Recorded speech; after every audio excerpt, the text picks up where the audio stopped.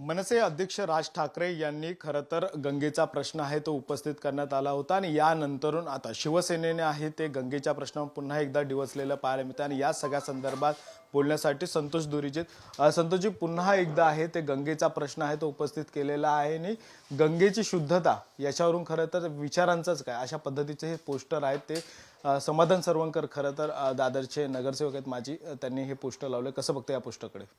कसं आहे की ही वैचारिक पातळी करते त्याची. आईबाबांचा आशीर्वाद आहे त्याला म्हणूनच तो नगरसेवक झाला, नाहीतर त्याची ती लायकी पण नव्हती नगरसेवक व्हायची. विचार का आहेत ते साहेबांनी व्यवस्थित मांडलेले होते परवा. तुमचं वाचन नाही, तुम्हाला कळत नाही कारण तुमचं शिक्षणच नाही आहे, त्यामुळे तुम्हाला कळलेलं नाही आहे. साहेबांनी कुठेही असं बोललेलं नाही की अपवित्र आहे म्हणून. पाणी अशुद्ध झालेलं आहे. कुठल्याही नद्यांचं पाणी असून दे हे पवित्रच आहे, कारण शेवटी पाण्यावरच आपण जगतोय. परंतु ह्या पाण्यामध्ये आता सगळ्या प्रकारच्या गोष्टी म्हणजे प्रेत असतील, अशुद्ध सांडपाणी असेल, सगळं सोडलं जातं. त्यामुळे पाणी ते अशुद्ध झालेलं आहे. कुठेही साहेबांनी असा उल्लेख केला नाही. तर माझं म्हणणं आहे त्या समाधान सरवणकरला, त्या जो बाबू आहे, बालबुद्धी आहे, तो खूप लहान आहे, त्याची वैचारिक पातळी पण तेवढीच आहे, कारण शिक्षण पण त्याचं कमी आहे. त्यामुळे त्यांनी ही भाषा वापरली. त्यांना पहिलं जाऊन तुम्ही विचारा की त्यांनी त्याच्या बाबांना विचारलाय काय की मी हा होर्डिंग लावू का. बाबांनी कधीच त्याला परवानगी दिली नसती या गोष्टीला, कारण हे साफ चुकीचं आहे.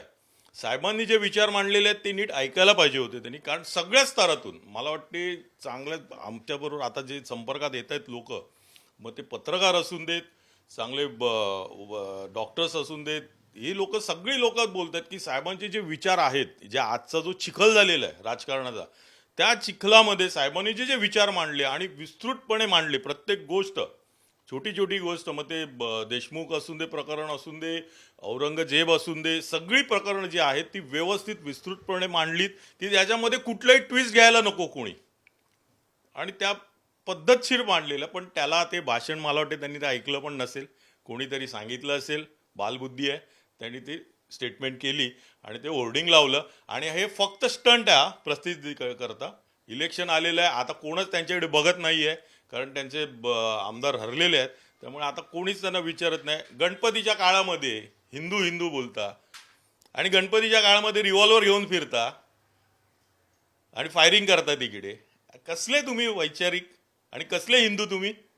ते असंही त्या पोस्टरवर लिहिलं आहे की 60 कोटीपेक्षा जास्त जनतेने खरं तर या पवित्र स्थानी स्थान केलेलं आहे आणि त्याचा अपमान करण्यासारखं ते पोस्टर खरं तर त्यामध्ये मजकूर दिसतोय. सगळ्यांच्या भावना आहेत त्या, सगळ्यांना माहिती आहे. तिकडे सगळीच लोक गेले, आमचे कार्यकर्ते पण गेलेत, त्यांनी तिकडे हे केलं, गंगा स्नान केलं. परंतु जी परिस्थिती त्यांनी अनुभवली ती येऊन जी नंतर सांगितलेली आहे लोकांना, जे आम्हाला सांगितलेले, ती स्पष्टपणे कोण बोलत नाही ना.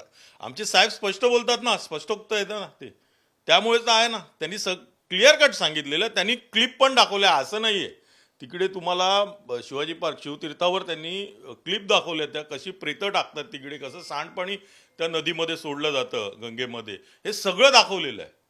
असं नाही की हवेमध्ये बोलले की पाणी तिकडचं खराब आहे, पाणी तिकडचं अशुद्ध झालेलं आहे.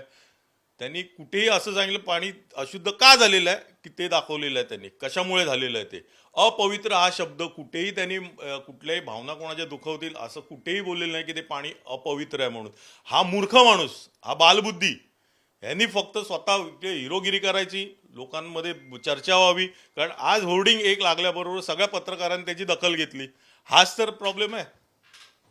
जर त्याची दखलच घेतली नसती आज तर प्रसिद्धीच मिळाली नसती त्याला. नक्कीच प्रसिद्धीसाठी कुठेतरी स्टंट केलेला आहे. त्यामुळे आता नेमके मनसे आणि शिवसेना पुन्हा आमने सामने येते का हे देखील पाहणं गरजेचं आहे. व्हिडिओ जर्नलिस्ट रवीसह गणेश कवडे, साम टीव्ही मराठी, मुंबई. देश विदेशातील प्रत्येक घडामोडींचे लाईव्ह अपडेट मिळवण्यासाठी आता साम टीव्हीच्या सर्व सोशल मीडिया प्लॅटफॉर्मला लाईक, फॉलो आणि सबस्क्राईब करा. तसंच सर्व नोटिफिकेशनसाठी बेल आयकॉन प्रेस करायला विसरू नका.